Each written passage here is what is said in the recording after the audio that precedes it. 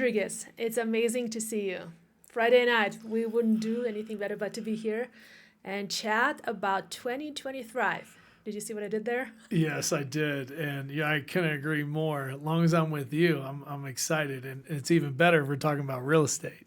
Yeah, real estate is what we do, and absolutely rewarding journey. And what I want to discuss today, we're going to touch back on 2024. It's been a challenging year, it's been a challenging market, but I am already feeling the energy of 2025, aka 2020 Thrive.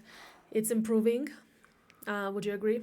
I agree. And I definitely agree with that slogan or coining 2025 as 2020 Thrive because, it was funny because in 2024, they used to talk about survive until 2025. Mm-hmm. But really, it's time to thrive now. Yeah, and if you are listening to this, if you're watching, and if you do believe in the power of manifestation, that's exactly what we're going to be doing. We're going to be manifesting the best market, the best quarter one, the best quarter two ahead, and it's going to be a much different year. I'm ready. I'm personally getting committed to you as my dear spouse and also my business partner. I'm getting recommitted to our family, to our agents, our team, our client community, and of course our amazing agent network all across the country. No, I love how you're affirming that and putting it out there because, we have to have priority. If everything's a priority, nothing's a priority, right? And so I love how you literally do it black and white. And hopefully everyone listening, set your priorities for 2025. How would you summarize 2024 for you, maybe for our team? Yeah, without a doubt, you have to look in the past so you can understand what you're going to do in the future. And there's no failures. There's what? What do you usually say? What do I say? Oh my God, you put me on the spot. Well, usually. Oh, yes. You either learn or you win. That's right. And so I felt like we won in 2024 regardless of the challenges we experienced. And I'll summarize 2024 into kind of two topics. One, the state of transition. I think we really experienced a lot of moving parts, a lot of changing factors. And the second one is tactical patience. You got to have patience in this game because, we left a market where it was sold in one weekend. Get your buyer under contract today, sold that property. I mean, the list goes on. And in this case, you got to be really patient, but you can't be idle. So let's go dive into those two topics. Sure. So in the state of transition, we all wanted to see a relief in rates. We all wanted to see, man, are those rates going to transition back to historical rates? And what we're finding is that I think it was really just a game, right? You saw the Federal Reserve talk. You saw a lot of approving authorities. A lot of gurus say that it's going to go down, it's going to go up, it's going to stay the same. And really what we experienced is that they really plateaued. So that state of transition. Mm-hmm. Another thing is sale prices. I don't know in different markets, but in Colorado Springs, it seems like these sale prices continue to transition upward. Maybe not as fast as they were previously, but we definitely haven't seen a regression in sale prices. And then lastly is inventory. I mean, we're hoping that the inventory can move up to a better quality. I mean, you were taking some buyers not too long ago and you were very, you could say frustrated for lack of better words, right? In terms of the inventory, and we're hoping there's a state of transition there. Mm-hmm. And we're seeing it's really a regression. It's going backwards. What do you think about that state of transition? State of transition is, I think it's a summary of last 2 years, not only 2024, because, the transition has begun mid-2022. I was personally blindsided. I didn't want to believe that there was going to be a recession and a change. I'm an optimist. I love, give me some good positivity and I'll run with it. But then as 2023 came, it was a big eye-opener. We had to adjust some things. I feel like we didn't maneuver and plateaued fast enough, maybe cut certain expenses. When we were told by many friends, hey, it's time to start evaluating your costs, where's your money's coming in and going out. And this is from business owner perspective. But 2024, you said we won. We did win at some certain aspect, but we learned a lot. It was not the best. real estate production year for us, for our team. And remember, we are known as a top producing team in the Pikes Peak region. That's right. And hey, if you are watching the stats, we are coming back, baby. We're already back. We're on the track. We're going to get the ball and hit it running, or whatever you guys say in football. Hit the ball runner. But 2024 was definitely a year of pivot. I'm very, very blessed that we're still here. We still are selling real estate, because it breaks my heart that there's so many real estate professionals, not only in Colorado, all across the country, who have hanged their real estate hat and they went and moved on to do something else. And I feel like, I was even thinking like, oh, if shit hits the fan, excuse my language, what am I going to do else but sell real estate?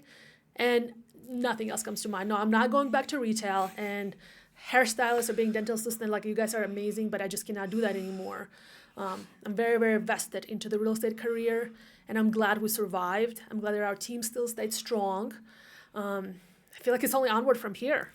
Yeah, one of the things I really took from that, explanation of your opinion of that is transition is a decision, because you sometimes are going to be at a crossroad to transfer, to transport yourself to a different part. And we had to make that decision, like you were saying, in 2022. Mm-hmm. So it definitely was a state where we had to transition, and we transitioned to being more cost effective, being more strategic, being more intentional.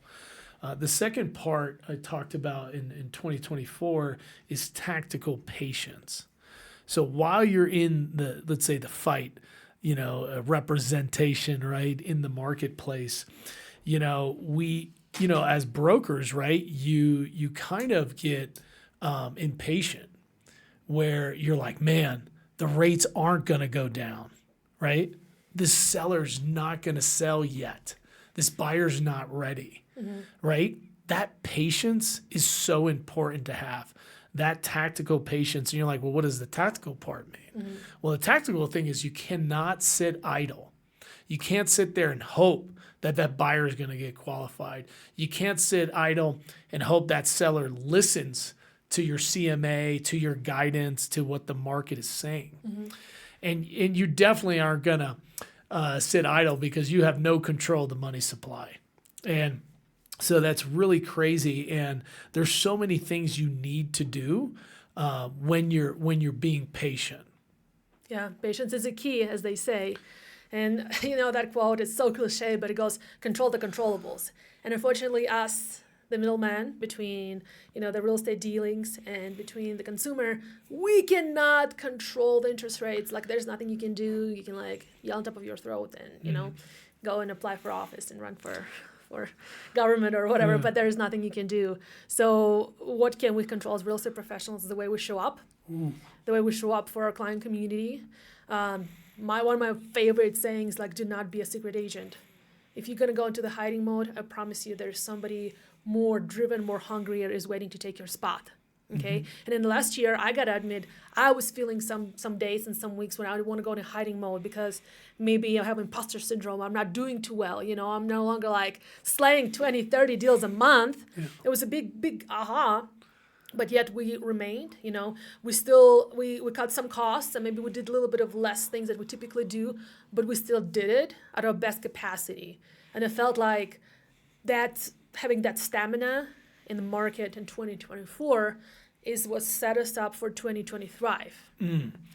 I love it. Control the controllables. That's probably the most important thing to do for your sanity. Yeah. If that makes sense. But one thing in terms of control the controllables, I think, is chasing the objections. You're going to be in a market where everything is a challenge. To get qualified is a challenge. To get this property under contract is a challenge. To sell it. I mean, everything's in a challenge. But within that challenge, there's going to be an objection. And when I think of objections, I hear it as guidance.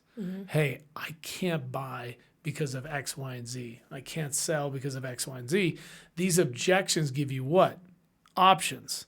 Give you options to find a way to win. And if you have that mentality in every part of, let's say, the assembly line or the journey to buying and selling a home, you're gonna be pretty satisfied. You're gonna remain effective. And when you are creating these options, you're also creating value. And I just spent 2 hours doing a listing appointment with due diligence packets that I always talk about, the double D's, right? And I always want to make sure that I understand their objections. So when I present, I'm immediately adding value, immediately creating options and satisfying their objectives. Yeah. And for our audience watching or listening, to backpedal on that appointment you just had, like we almost thought we lost it Yeah. because you've been ghosted for a little bit.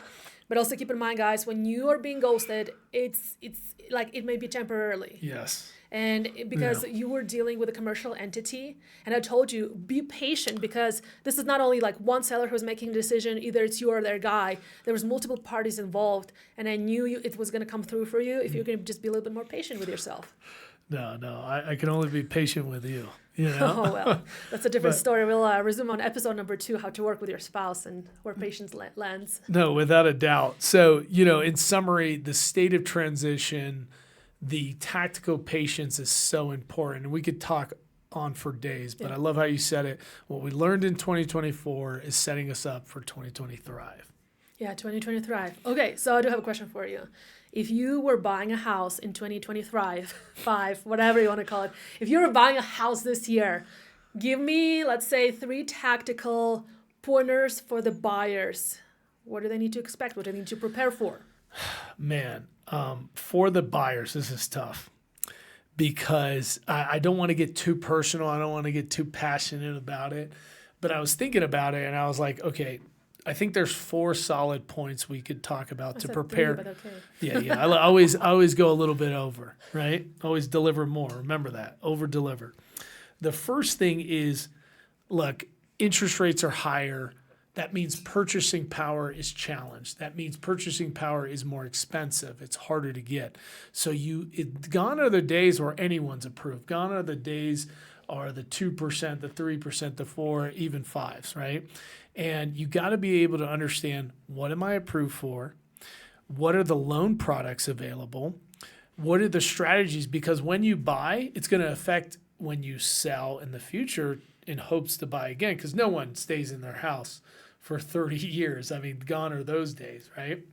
And so that's so important to qualify. And an implied task is obviously teaming up with the right lender. A lender that's going to empower you and really educate you, because that's really what a buyer needs, is the confidence to purchase. The second thing is you need to be real with yourself, and it's really being authentic.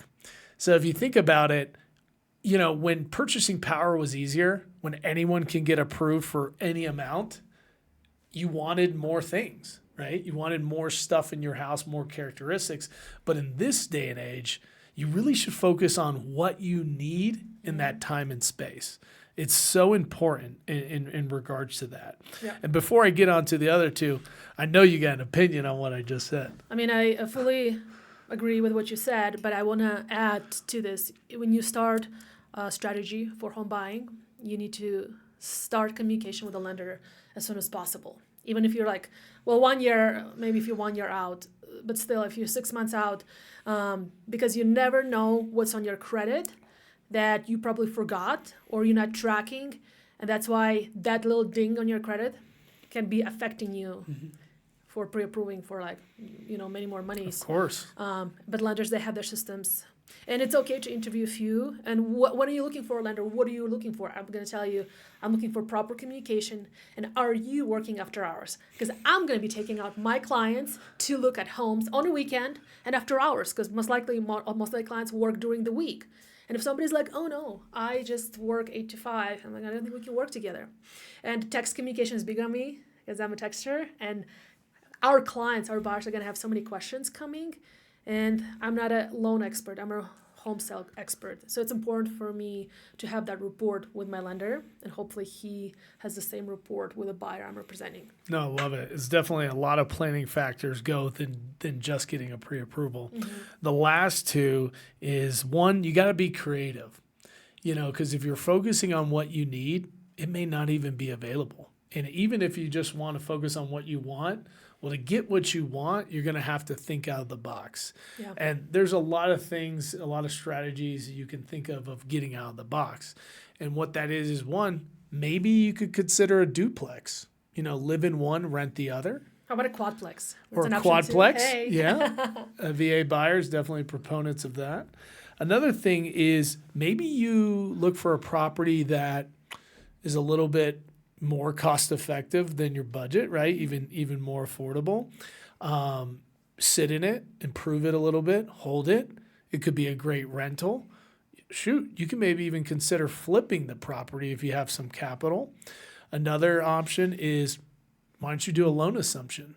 Loan assumptions are becoming very common because the rates seem to not go down at all. Mm-hmm. And so if you have the option of choosing a 6+ versus a 2+, I think you'll choose a 2+. Obviously, it depends on the loan balance and then bringing that delta. But those are options and thoughts of how to think creatively to still get what you want. And then lastly, it's tough out there. And it was tough out there when the rates were cheaper, right? Because it was hyper competitive. And so we ask as real estate professionals that give your agent, give your representation, give your team a little kind of pat on the back, a little respect, a little dignity, because yes, they are in the business to sell. They're on the business to find you what you need, but you got to remember it's still a service. It's a service that, like you said, you'll show the clients whenever it takes because they only have a small window. They have a window to find a home. They have an opportunity. So just know that everyone on your team cares for you.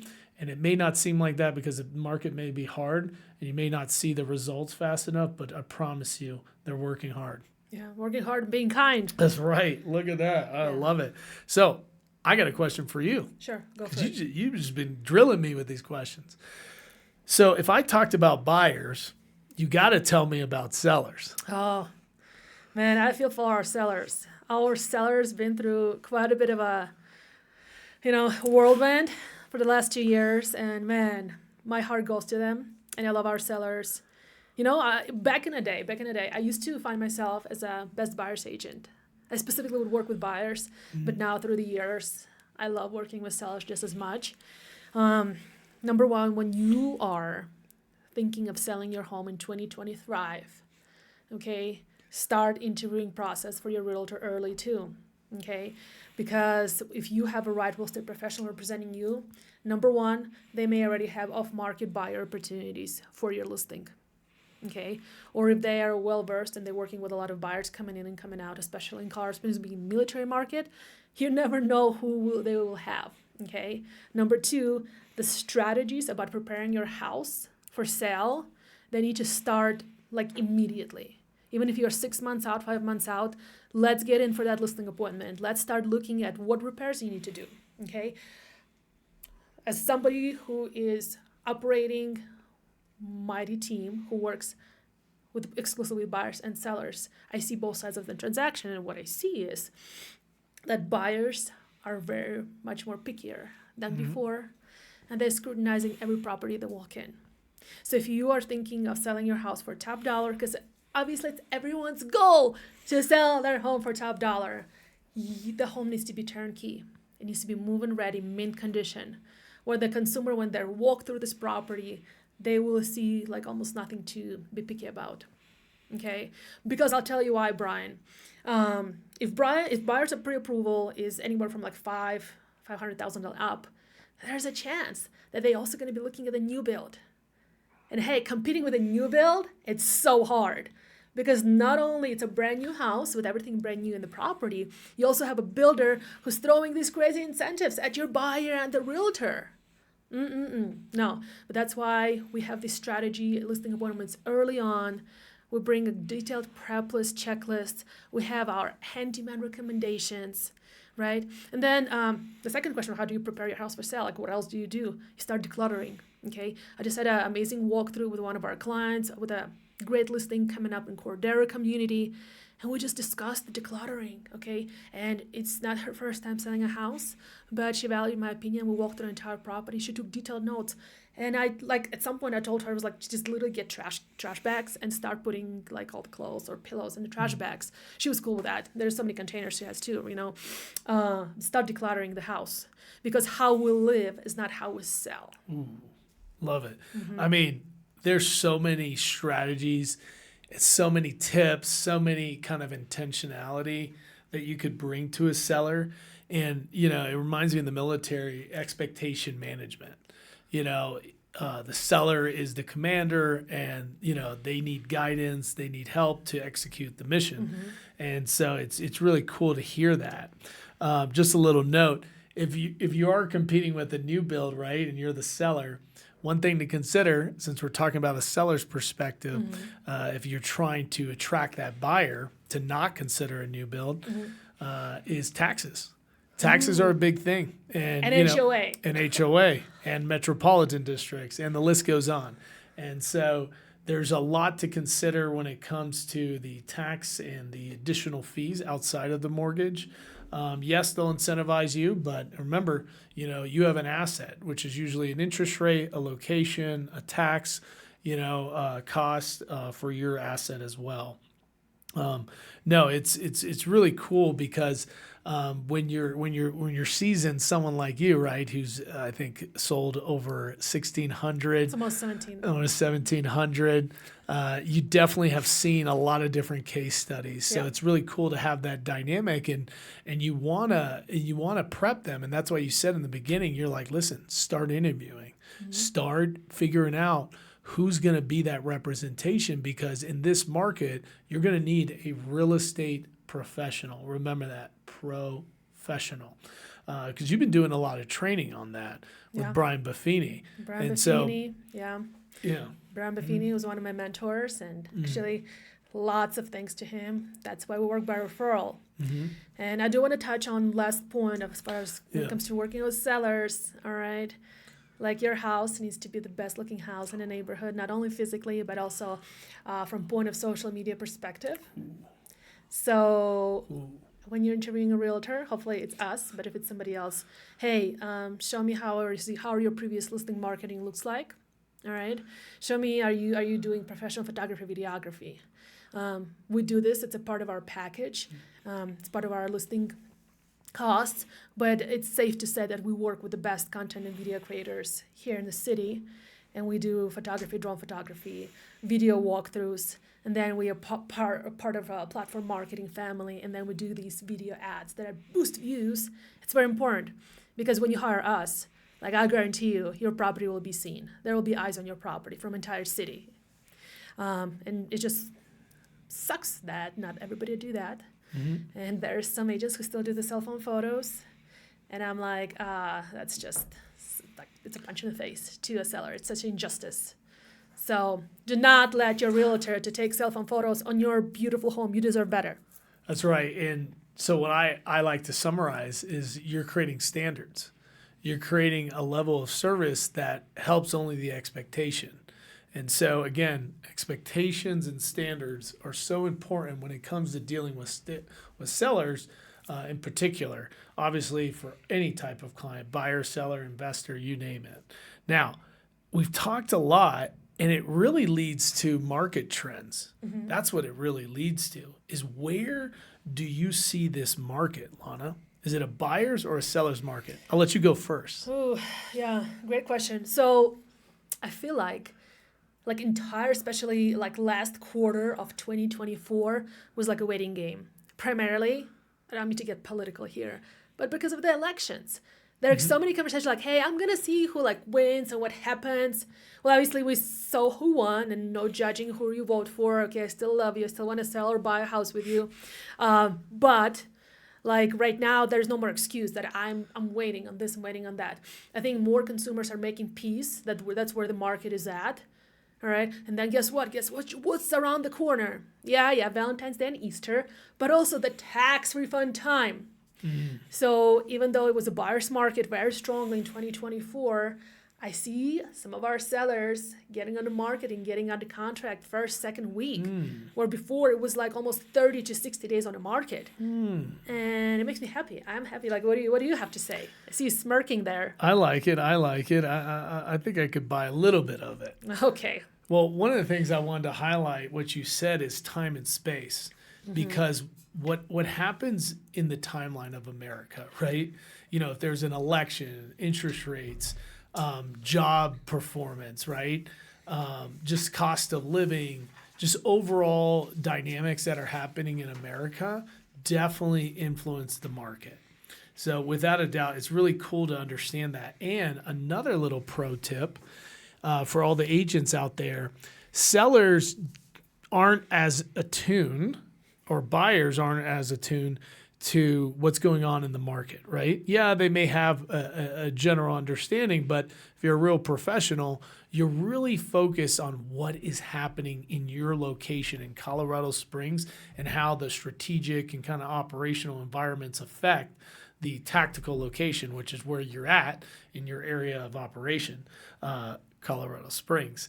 And so that is a good justification to either extend a listing period or to just give better expectations of when things could sell, right? Because remember, days on market, because it's affected by what's happening in the universe. So just a little pro tip there. But to answer your question, I think it's a buyer's market. And I think it's going to be a buyer's market for a very, very long time. And I mean, I'm not trying to say I'm the best, but I am trying to say I'm gonna be the best on the Lana Rodriguez group team. Oh wow! Challenge accepted. Because we have some really strong players. Oh, so. we do, and so all the team members and team leaders listening, it is gonna take a team effort. And like we had on that team meeting yesterday. It's really trying to understand, well, what kind of market is this? I think it's a buyer's market.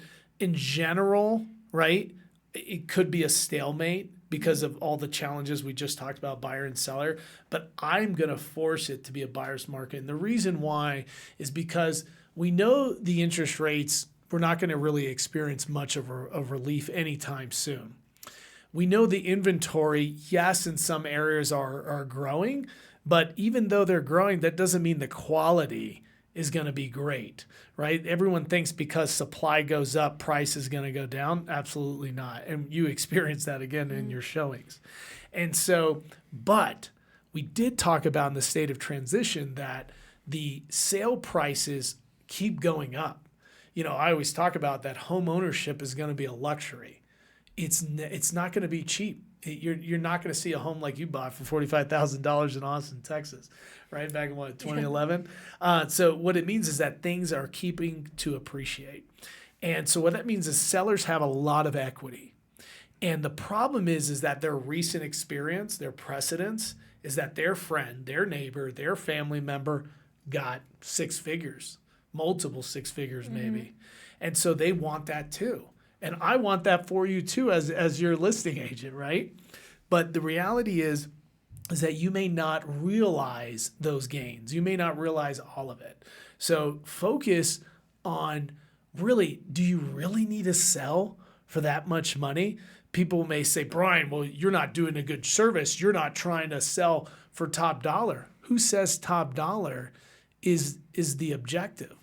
The objective is to sell and to sell at market price. Because again, remember, you have an appraisal. And, you know, we can get into so many different strategies, but just like buyers need to have expectations of really, can they afford this? Do they really need the big house? Like understanding their needs. So does the sellers. And to go back to why I think this is a buyer's market is because purchasing power is uncontrollable. Right? You're either qualified and you get this much interest rate or you have this much cash to put down or buy cash.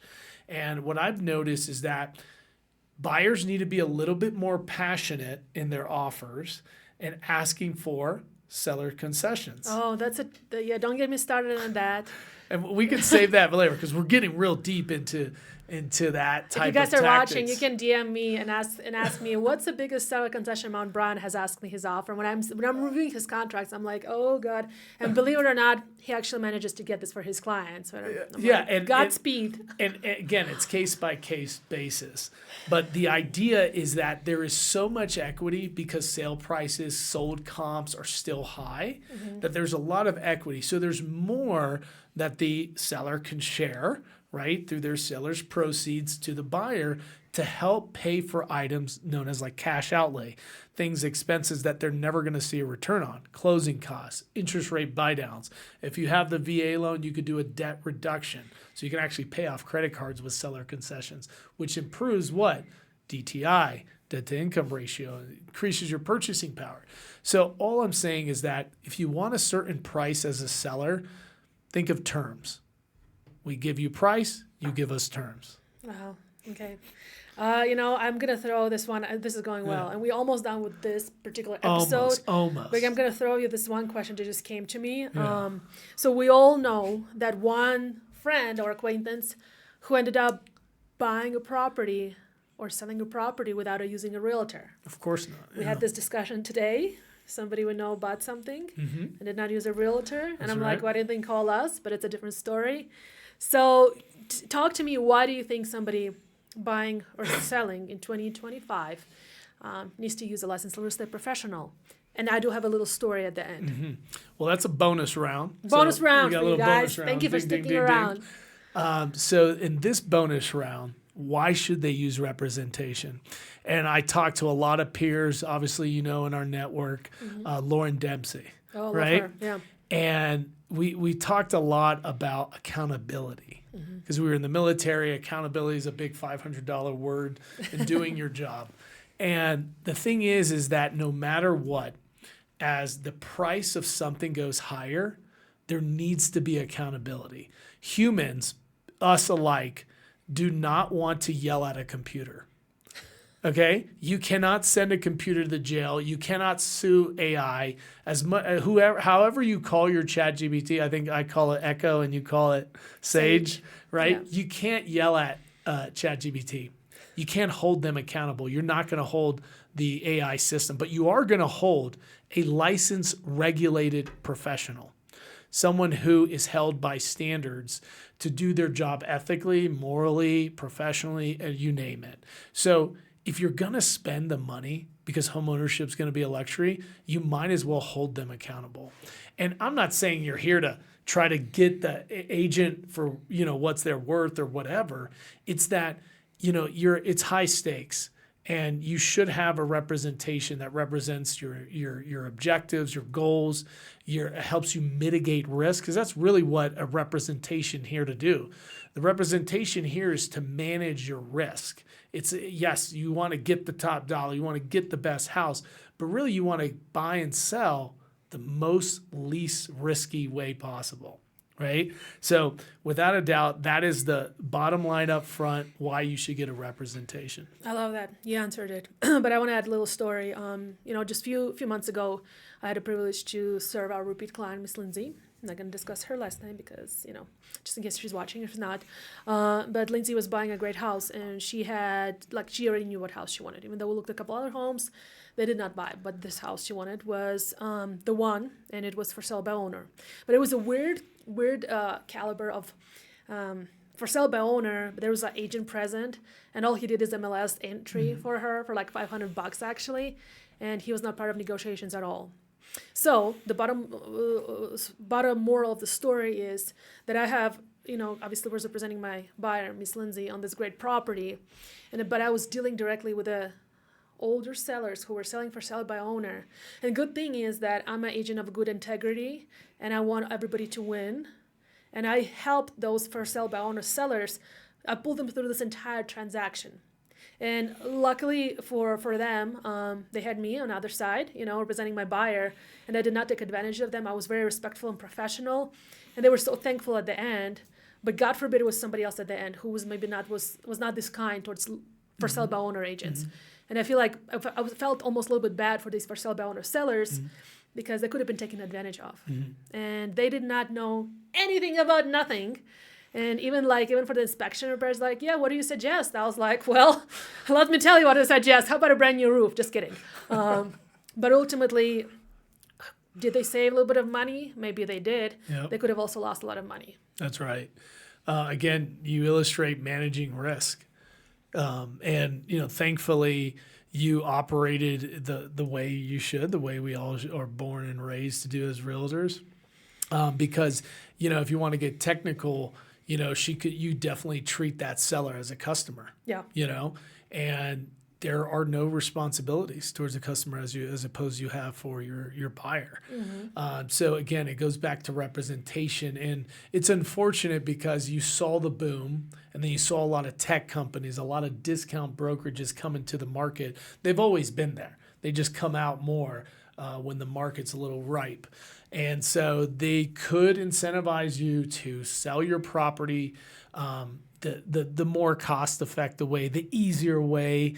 And you'll be surprised, again, it's a accountability. It's a human business. People buying homes get emotional. People buying homes get very objective because there's money involved. And so you can't do that all on some AI platform, some online platform. If you remove the human out of it, it really is going to lead to a lot of ambiguity, a lot of like uncertainty. Yep. And luckily you're on the other side. So, I mean, this has been incredible. I love how we're starting 2025. Where do you think agents, team leaders, maybe even couples, business partners working together can find us, can learn more about what we're doing in 2023? Well, first of all, it's a call to action. So if you're looking to buy or sell a house in Colorado Springs or surrounding areas or anywhere in the country, give us a DM. Text us 719-644-8900 because we're actually connected to incredible agent network all around the country, and we can help you connected with the right agent. And if you're looking to collaborate in real estate, slide us into our DMs. We would love to connect. Yeah, hit me up on LinkedIn too. Thank you. Anyways, thank you so much. See you on the next one.